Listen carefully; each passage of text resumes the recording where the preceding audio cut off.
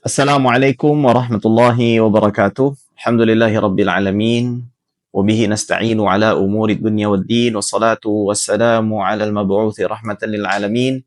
Sayyidina Muhammadin wa ala alihi wa sahbihi wa man tabi'ahum bi ihsanin ila yaumiddin. Allahumma 'allimna ma yanfa'una wanfa'na bima 'allamtana wa zidna 'ilman yanfa'una. Rabbi shrah li sadri wa yassir li amri wa halul 'uqdatan min lisani yafqahu qawli. Kawan-kawan kajian Jumat, selamat datang kembali di program kajian Jumat untuk sama-sama kita melanjutkan pembacaan kitab Bidayatul Hidayah karya Imam Abu Hamid Al-Ghazali rahimahullahu taala wa radhiya'an. Di mana sebelumnya kita telah menyelesaikan bab adab dukhulil masjid, bab bagaimana adab kita ketika kita sudah memasuki masjid dan melaksanakan sholat subuh dan apa yang kita lakukan hingga matahari terbit. Selanjutnya Imam Al-Ghazali melanjutkan dengan bab adabu ma baina tulu'i syams ila zawal. Penjelasan mengenai adab-adab yang hendaknya untuk dijaga dan dikerjakan setelah terbit matahari sampai ke waktu zuhur. Beliau rahimahullahu taala mengatakan, fa idza tala'ati syamsu wartafa'at qadra rumhin fasalli rak'ataini. Setelah engkau melakukan semacam i'tikaf berdiam diri dan mengerjakan apa yang dijelaskan oleh Imam Al-Ghazali di bab sebelumnya dan telah sampai kepada waktu terbitnya matahari, tidak hanya terbit saja tetapi sampai juga meninggi. Qadra rumhin, seukuran tinggi matahari tersebut, ya, seperti alat perang, ya, atau senjata semacam tombak kecil, ya. Ketika matahari sudah meninggi seukuran alat perang tersebut atau senjata tersebut, fasalli rak'ataini, maka lakukanlah sholat 2 rakaat. Para ulama berselisih di dalam mengklasifikasikan sholat tersebut, apakah itu sholat tersendiri, sholat sunnah tersendiri, atau itu termasuk bagian daripada sholat duha. Sebagian para ulama mengatakan itu sholat tersendiri yang dinamakan dengan sholat sunnatul isyraq.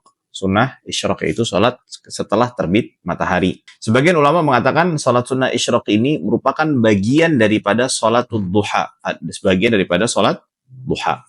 Akan tapi yang perlu untuk diperhatikan, apapun sholat ini tetap dilakukan bukan sesaat setelah terbit matahari, tetapi harus menunggu beberapa saat lagi sampai matahari meninggi.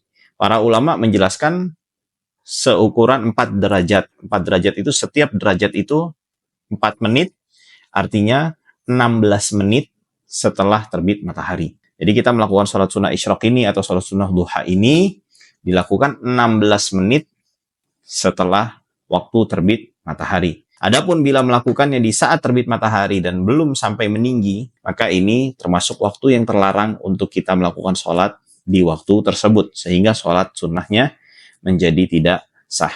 Fa'idha adha, ya, ketika sudah memasuki waktu duha, fa'idha adha naharu wa madha minhu qaribun min rubu'ihi fasalli salat ad-duha arba'an aw sittan aw thamaniyan. Ketika matahari sudah meninggi, mendekati waktu pertengahan siang, wa madha minhu qaribun min rubu'ihi, dan sudah terlewat mendekati 1/4 daripada waktu siang, fasalli, maka salatlah salat ad-duha, maka laksanakanlah salat duha arba'an atau sittan, 4 rakaat, atau sittan atau 6 rakaat, atau thamaniyan atau 8 rakaat. Ya, masna, pelaksanaannya dengan 2 rakaat, 2 rakaat. Dan ini adalah rakaat terbanyak daripada salat duha menurut pendapat yang dikuatkan oleh banyak ulama. Sebagian ulama mengatakan 12 rakaat, tetapi yang banyak dikuatkan oleh ulama lainnya, dan ini pendapat yang mu'tamad di dalam mazhab Syafi'i, rakaat salat duha ini paling banyak 8 rakaat. Mengapa Imam Al-Ghazali mengatakan 1/4 waktu 1/4 siang, ya? Karena kita bila melihat kepada rutinitas kita di siang hari, kita akan mendapati salat zuhur itu dilakukan di waktu pertengahan hari. Ya, pertengahan hari. Nah, adapun sholat asar itu bisa dikatakan di 3/4-nya. Nah, kita tidak melakukan sholat di 1/4 awalnya. Maka afdhalnya kita mengisi 1/4-nya tersebut di waktu duha. Waqad nuqilat hadhihi al-a'dadu kulluha an Rasulullah sallallahu alaihi wasallam, ya, di mana semua rakaat tersebut telah dinukilkan daripada Nabi Muhammad sallallahu alaihi wasallam, baik 2 rakaat, 4 rakaat, 6 ataupun 8. Sebagaimana ya dalam sebuah hadis dari Ummul Mukminin Ummu Hani, "Shallan Nabiyyu sallallahu alaihi wasallam subhatal duha 8 rakaat. Yusallimu min kulli rak'ataini." Nabi Muhammad sallallahu alaihi wasallam melaksanakan salat duha sebanyak 8 rakaat, di mana beliau melakukan salam setiap 2 rakaatnya. Yang di mana dalam hadis yang lain disebutkan bahwasannya 2 rakaat salat duha ini bisa memenuhi hak kita atas setiap sendi tulang yang ada di dalam tubuh kita. Rasulullah sallallahu alaihi wasallam mengatakan bahwasannya sendi di dalam tulang kita ini kurang lebih berjumlah 360. Yang dimana setiap kebaikan itu mengisi haknya. Setiap kebaikan yang kita lakukan berupa tasbih, amar ma'ruf, tasbih, tahmid, tahlil, takbir, amar ma'ruf, ya, menyuruh kebaikan, mencegah dari kemungkaran, itu masing-masing dari setiap hal tersebut mengisi hak daripada sendi kita. Nah, ada satu amalan yang bisa mengisi semuanya, yaitu 2 rakaat salat duha. Lalu beliau rahimahullahu taala mengatakan wassalatu khairun kulluha. Faman syaa falyastakthir wa man syaa falyastaqlil. Salat itu adalah kebaikan, seluruhnya kebaikan. Maka siapapun yang ingin memperbanyaknya maka perbanyak. Wa man syaa falyastaqlil. Ada yang ingin tidak memperbanyaknya, ya dipersilahkan juga. Ya, akan tetapi perlu diketahui ibadah badaniyah, ibadah yang kita lakukan dengan badan kita itu yang paling afdal adalah salat. Sebagaimana dalam sebuah hadis yang dikeluarkan Imam At-Tabrani dari sahabat Abu Hurairah radhiyallahu taala anhu, as-salatu khairu mawdu'in. Salat itu adalah sebaik-baiknya ibadah. Faman istata'a an istakthir falyastakthir. Siapa yang bisa untuk memperbanyaknya, maka perbanyaklah.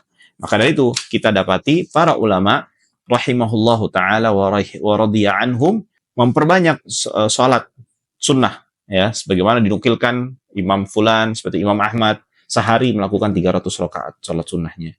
Imam ini melakukan sekian ratus rakaat, imam ini sekian ratus rakaat dalam satu harinya. Karena mereka mengetahui bahwasannya sebaik-baik ibadah badaniyah yang dilakukan adalah salat. Dan salat adalah sebaik-baik ibadah, selain ibadah badaniyah, adalah ibadah terbaik setelah mengucapkan 2 kalimat syahadah.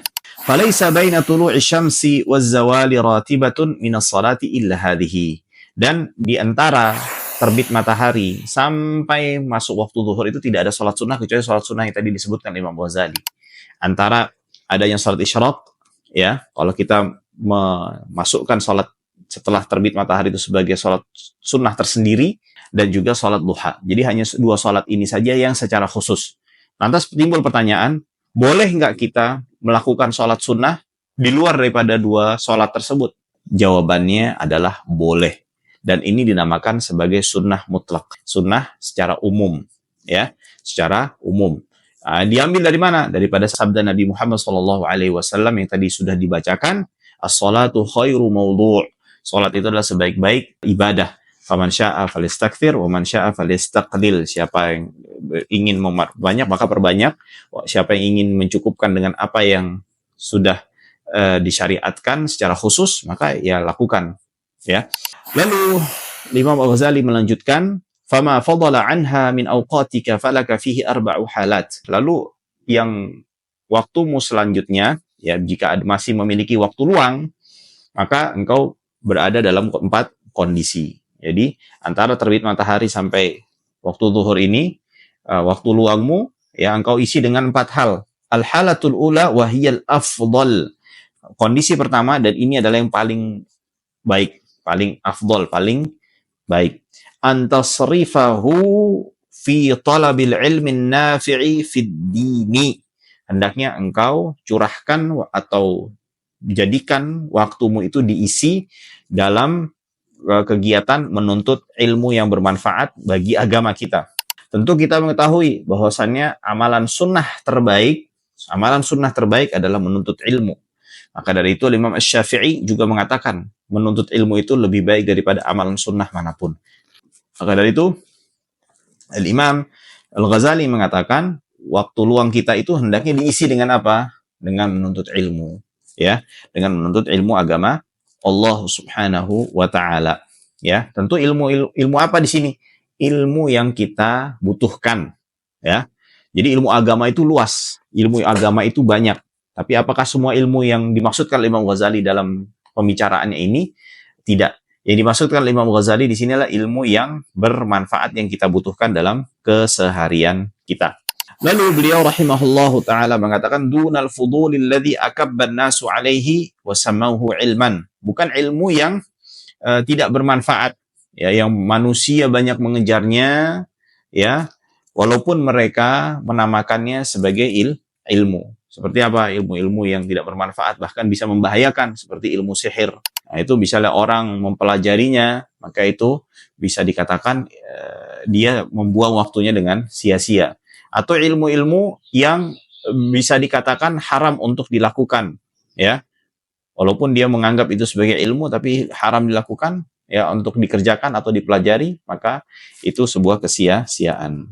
Lalu Imam Al-Ghazali mengatakan tadi bahwasannya mengisi waktunya untuk mempelajari ilmu bermanfaat. Lalu pertanyaan ilmu bermanfaat itu apa? Beliau menjelaskan, wal ilmu nafi'u huwa ma yazidu fi khawfika min Allah Ta'ala wa yazidu fi basiratika bi uyubi nafsik. Ilmu bermanfaat itu adalah ilmu yang bisa menambah ketakutanmu kepada Allah Subhanahu wa taala dan yang menambah pada basirahmu, penglihatanmu akan aib dan kekurangan yang ada pada dirimu. Jadi, seorang muslim yang baik itu bukan hanya sekedar pintar menguasai ilmu-ilmu yang berasal daripada Allah Subhanahu wa taala dan Rasulnya Muhammad sallallahu alaihi wasallam, atau menjadi orang yang pandai untuk melihat kekurangan daripada saudaranya.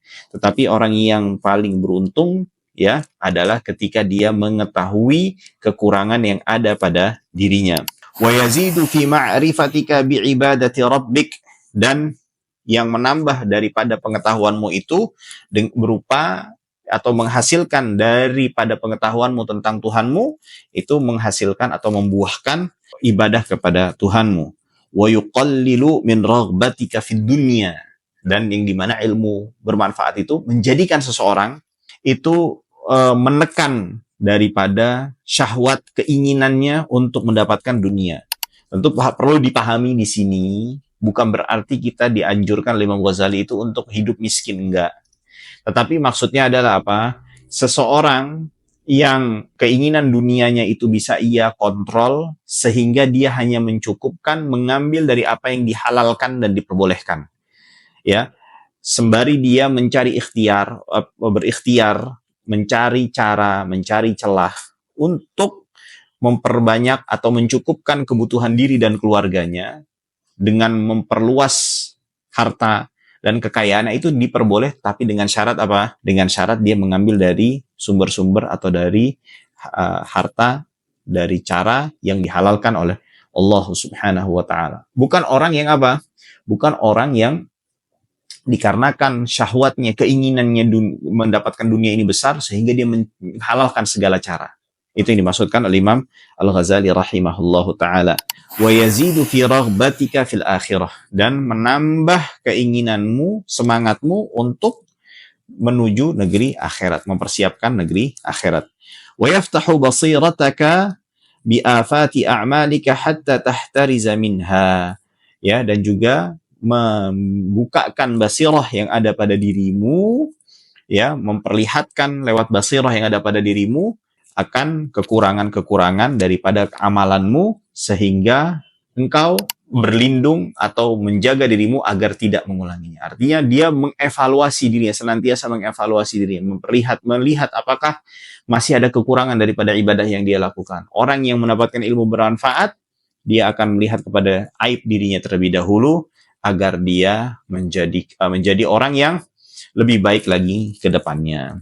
Lalu, وَيُطْلِعُكَ عَلَى مَكَايِدِ الشَّيْطَانِ, dan menampakkan kepadamu tipu daya daripada syaitan. وَغُرُورِهِ, terperdayanya kita daripada tipuan syaitan tersebut. وَكَيْفِيَةِ تَلْبِيسِهِ, ya, dan cara-cara daripada syaitan mengelabui ala ulama isu, kepada ulama-ulama yang buruk. Ya, artinya orang yang memiliki ilmu itu, Kalau dia ilmunya bermanfaat, dia akan tahu jalannya setan bagaimana memperdaya dirinya. Sehingga dia melindungi dirinya daripada tipu daya setan tersebut agar tidak memperdayanya dan terjatuh ke dalam tipu dayanya. Dalam sebuah bait syair, araftu syarra la lisyarri walakin litawaqqih. Aku mengetahui keburukan, bukan aku ingin melakukan keburukan tersebut. Justru dengan aku mengetahui keburukan tersebut, aku bisa melindungi diriku, mencegah diriku daripada melakukan keburukan tersebut. Dan ini yang dimaksudkan oleh Imam Al-Ghazali. Ketika ilmu itu bermanfaat, yang dia pelajari, itu membuahkan hasil akan pengetahuan dirinya tentang tipu daya syaitan agar dia tidak terpengaruh dan terbawa kepada tipu daya tersebut. Hatta arradahum limaqtillahi ta'ala wa sakhatih. Ya, yang dimana tipu daya setan tersebut akan menarik orang ulama su tersebut kepada kemurkaan Allah Subhanahu wa taala dan kemarahannya. Dengan cara apa? Haitsu akalu dunya biddin, dengan cara memakan, ya, mendapatkan dunia dengan menjual agamanya. Ya, jadi ulama su itu adalah apa? Ulama yang dia menjual agamanya dalam rangka untuk mendatangkan kepentingan dunia. Ya, bukan berarti di sini seorang yang mengajar ilmu agama itu tidak berhak untuk mendapatkan upah. Ini jangan dipahami seperti itu. Justru sebaik-baiknya seseorang untuk diberikan upah adalah ketika orang mengajarkan ilmu agama. Tetapi jangan sampai upah di sini, ya, orang yang mengajarkan ilmu agama ini sampai mencari-cari atau justru memutarbalikkan kebenaran dalam rangka untuk apa? Agar dia bisa lebih mendapatkan dunia lebih banyak lagi. Ini yang dinamakan ulama su. Akan tapi kalau dia dari hasil mengajar dengan penuh kejujuran, mengajarkan syariat Allah Subhanahu wa taala dengan sebenar-benarnya tanpa menutup-nutupinya, ya, dia mendapatkan dunia, ya, maka itu sebuah hal yang boleh-boleh saja dan sah saja. Wattakhadul ilma dhari'atan wa wasilatan ila akhdhi amwalis salatin wa akli amwalil awqafi wal yatama wal masakin. Yang dimana dia menjadikan ilmunya tersebut sebagai sarana untuk dia bisa mendapatkan harta daripada pemimpin. Dan juga mengambil makan harta daripada wakaf-wakaf yang diperuntukkan untuk orang alim. Jadi dahulu banyak sistem wakaf dari kaum muslimin yang mereka mewakafkan harta-harta mereka, yang dimana wakafnya ini menghasilkan, dan orang yang mewakafkan ini memberikan syarat. Misalnya wakaf ini diperuntukkan, hasil daripada wakaf ini diperuntukkan untuk kalangan ahlul hadis, maka dia belajar hadisnya tujuannya apa? Tujuannya untuk bisa mendapatkan wakaf ini. Wakaf ini diperuntukkan untuk ulama dalam mazhab Hanafi, Syafi'i, Maliki atau Syafi'i atau Hanbali. Mereka mengganti mazhabnya, tujuannya apa? Untuk mendapatkan wakaf tersebut. Atau juga mengambil daripada harta anak yatim atau orang miskin. Wasarfi, ya, himmatihim tula naharim ila talabil jahi wal manzilati fi qulubil khalqi. Atau dia mengerahkan, ya, atau memalingkan keinginannya sepanjang siangnya untuk mendapatkan kedudukan, ya, di hati manusia, bukan pada sisi siapa? Allah Subhanahu wa ta'ala. Wattarrahum dzalika ilal mura'ati wal mumarati wal munaqashati fil kalam. Sehingga memaksa setan ini memperdaya orang-orang ulama su ini untuk sering menampakkan ilmunya, memperlihatkan. Ya, kalau kita apa misalnya pamer, ya, dengan bentuk seperti apa? Dia dengan ibadahnya, atau dengan menampakkan kesalehannya, atau menampakkan ilmunya dengan dia berdebat, berdiskusi. Tujuannya bukan untuk menyampaikan kebenaran atau mendapatkan kebenaran dari musuh atau dari lawan debatnya, tetapi tujuannya untuk menampakkan di hadapan manusia bahwasannya saya adalah orang yang memiliki ilmu, ya. Wa hadzal fannu min al-ilmi an-nafi' qad jama'nahu fi kitab Ihya'i Ulumiddin. Dan cabang ilmu ini, ilmu yang bermanfaat ini telah dihimpun oleh Imam Al-Ghazali rahimahullahu taala di dalam kitabnya Ihya'u Ulumuddin. secara garis besar apa yang disampaikan oleh beliau di dalam kitab Ihya Ulumuddin ini terbagi menjadi dua. Yang pertama adalah ilmu yang terpuji, baik itu yang dipelajari sedikit maupun banyak. Yang kedua adalah ilmu yang terpuji bila diambil seukuran daripada kebutuhannya. Nah, yang pertama itu adalah ilmu tentang Allah Subhanahu wa taala. Ilmu tentang Allah Subhanahu wa taala. Itu yang baik dia pelajari dengan sedikit ataupun banyak, itu semua terpuji, ya. Adapun yang kedua sekedar daripada kebutuhannya. Dan yang kedua ini dibagi menjadi 4. Yang pertama adalah usul, pokok daripada ilmu bagian yang kedua ini. Yaitu apa saja yang masuk ke dalam pokok atau usul, yaitu ilmu tentang Al-Quran, ilmu tentang sunnah, ilmu tentang ijma', ilmu tentang asarnya para sahabat radhiyallahu anhum. Lalu yang kedua adalah yang furu', yang cabang. Ya, yang furu', yang cabang. Nah, yang kedua ini dibagi menjadi 2. Ya, yang cabangnya itu mengandung kebaikan dalam rangka untuk mengatur masalah keduniaan kita. Dan yang kedua daripada yang poin kedua ini dibagi yaitu yang berkaitan tentang kebaikan atau kemaslahatan akhirat kita. Yang pertama itu adalah fikih. Ya, karena ilmu fikih ini menjelaskan aturan hidup kita. Maka kita hidup ini ada di mana? Di dunia. Bila kita ingin hidup sesuai dengan aturannya Allah Subhanahu wa taala, maka kita harus mempelajari ilmu fikih. Semakin dalam ia mengetahui ilmu fikih, maka akan semakin dalam kebaikannya di dalam menjalani kehidupan dunia. Dan yang kedua itu adalah yang berkaitan kebaikan masalah akhirat kita, yaitu yang menata hati kita. Agar hati kita ini dalam menjalankan aturan Allah Subhanahu wa ta'ala, itu senantiasa terpaut dan ikhlas kepada hanya untuk Allah Subhanahu wa ta'ala.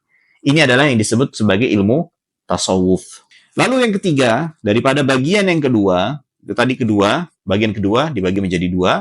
Bagian yang ketiga daripada bagian yang kedua, yaitu adalah muqaddimat, pendahuluan. Muqaddimat pendahuluan ini seperti ilmu apa? Ilmu, ya, seperti ilmu nahwu, ilmu bahasa Arab. Bahasa Arab, ilmu bahasa Arab. Ya. Nah, jadi ini masuk ke dalam apa? Ilmu alat. Ilmu alat yang membantu kita untuk bisa menjangkau kepada bagian yang keempat dari bagian kedua. Ya, yaitu mutammimat, penyempurnaan. Nah, penyempurnaan ini dibagi menjadi 2, yang berkaitan dengan Al-Quran dan yang berkaitan dengan As-Sunnah Nabawiyah. Yang berkaitan dengan Al-Quran itu baik berkaitan dengan lafaznya. Kita mempelajari makharijul hurufnya, mempelajari bagaimana cara membacanya. Nah, adapun yang berkaitan dengan makna seperti nasikh, mansukh, makki, madani, ya. Dan ini dipelajari di dalam ilmu usulul fiqh. Dan sunnah, ya, mutammimatnya, penyempurnanya di dalam ilmu sunnah ini seperti mempelajari tarajimur ruwat, yaitu biografi daripada rawi-rawi di dalam sanad hadis, ya, mempelajari makna daripada hadis-hadis tersebut, menunjukkan kepada hukum apa, kepada makna apa, dan seterusnya. Ini masuk ke dalam bagian apa? Penyempurna daripada ilmu bagian yang kedua. Fa'in kunta min ahlihi, ya, jika engkau termasuk dalam golongan, ya, maksudnya ya, itu yaitu orang yang mempelajari ilmu yang bermanfaat, fahassilhu, maka raihlah, wa'mal bihi summa 'allimhu, lalu setelah mempelajarinya, ya, maka amalkanlah. Setelah mengamalkannya, lalu ajarkanlah. Wad'u ilaihi, dan ajaklah orang untuk menuju kepada ilmu bermanfaat tersebut. Faman 'alima dzalik wa 'amila bih, siapa yang mengetahui ilmu bermanfaat lalu mengamalkannya, summa 'allamahu, lalu mengajarkannya, wa da'a ilaihi, bukan hanya sekedar mengajarkan tetapi memotivasi orang untuk ikut serta di dalam rombongan orang yang mempelajari ilmu bermanfaat, fadzalika yud'a 'aziman, maka dia akan dipanggil sebagai orang yang mulia, fi malakutis samawati wal ard, oleh makhluk-makhluk Allah Subhanahu wa taala yang ada di langitnya, bi syahadati Isa alaihi salam, sebagaimana yang diberikan persaksiannya oleh Nabiullah Isa alaihi salam. Imam Ghazali ini menukil atau memberikan isyarat kepada satu asar yang dinisbatkan perkataannya Nabiullah Isa alaihissalam, yaitu man alima wa amila wa 'allama, siapa yang belajar lalu mengamalkannya, wa 'allama lalu mengajarkannya, fadzalika yud'a 'aziman fi malakutis samawat, maka dia akan dipanggil sebagai seorang azim, pemimpin, orang mulia di hadapan makhluk-makhluk Allah Subhanahu wa taala di mana di langitnya. Fa idza faragta min dzalika kullihi, jika engkau telah menyelesaikan semua hal tersebut, yang mempelajari ilmu bermanfaat, wa faragta min islahi nafsika zahiran wa batinan, dan engkau telah selesai dalam memperbaiki jiwamu yang zahir maupun yang batin, wa fadala syai'un min awqatika fala ba'sa an tashtagila bi'ilmi al-madhhabi fil fiqhi lita'rifa bihi al-furu'an nadirah. Baru setelah itu engkau mempelajari ilmu madhab, ya, jika masih memiliki waktu luang lagi. Sebelumnya, waktu kita ini, manusia ini terbatas. Tidak bisa, kita harus melihat skala prioritasnya. Maka yang pertama untuk kita pelajari dari ilmu itu adalah ilmu yang kita harus ketahui untuk kita amalkan dalam keseharian kita. Bila kita ternyata sudah selesai mempelajari semua hal tersebut dan masih memiliki waktu lagi, maka setelah itu kita mempelajari ilmu yang apa? Ilmu yang lebih daripada apa yang wajib untuk kita ketahui dan kita kerjakan, yaitu berkaitan dengan furu'ul madhab, yaitu penjelasan, penjabaran dalam ilmu fikih yang lebih luas lagi dan lebih komprehensif lagi, ya. Fil ibadat, baik itu dalam hal ibadat, wa tariqat tawassuti bainal khalqi fil khusumati indan kibabihim ala syahwat, dan bagaimana cara memecahkan masalah perselisihan di antara orang banyak ketika mereka terlena dan hanyut di dalam syahwat. Fadzalika aidan ba'dal faraghi min hadhil muhimmat, ya, dan ini juga setelah mempelajari hal-hal yang wajib untuk kita pelajari, min jumlati furudil kifayah, yang dimana hal tersebut merupakan bagian daripada fardu kifayah. Al-Imam Az-Ziyadi mengatakan, talabul ilmi syar'i ala thalathati aqsam, mempelajari ilmu syar'i itu dibagi menjadi 3 bagian. Yang pertama adalah fardu ain, ya. Itu adalah apa? Ilmu yang wajib untuk kita ketahui, yang kita harus kerjakan dalam keseharian kita. Yang kedua adalah fardu kifayah, yaitu ilmu yang bisa menghantarkan kita dalam perkara agama itu sampai derajat orang yang berfatwa, bisa mengajarkan orang, bisa menyelesaikan masalah orang banyak. Lalu yang selanjutnya adalah sunnah. Adapun yang ketiga ini adalah sunnah, yaitu di atasnya derajat seorang mufti. Artinya sampai derajat mujtahid itu sifatnya apa? Sunnah. Tidak sampai kepada fardu kifayah. Mengapa sampai ada fardu kifayah? Dikarenakan orang ini tidak terlepas daripada aturan Allah Subhanahu wa taala, jangan sampai dia melakukan sesuatu di luar daripada ketentuan syariat dan aturan Allah Subhanahu wa taala. Fa in da'atka nafsuka ila tarki ma dzakarnahu min al-awrad wal adhkar istithqalan lidzalik fa'lam anna asyaitana al-la'ina qad dassa. Jika jiwamu mengajak untuk meninggalkanmu daripada melakukan wirid dan zikir karena merasa berat, maka ketahuilah itu adalah tipu daya syaitan yang hendak memasukkan buayannya di dalam hatimu. Nah, ini apa saja kita akan ketahui bentuk tipu daya syaitan di kajian yang akan datang, yang dimana ini Imam Ghazali akan menjelaskan di bagian ini, ya, penghambat-penghambat seseorang untuk bisa beribadah dan mengisi waktunya dengan amalan kebaikan. Wallahu ta'ala a'la wa a'lam bisawab. Wa sallallahu wasallam ala nabiyyina Muhammadin wa ala alihi wa sahbihi ajma'in. Walhamdulillahi rabbil alamin. Assalamualaikum warahmatullahi wabarakatuh.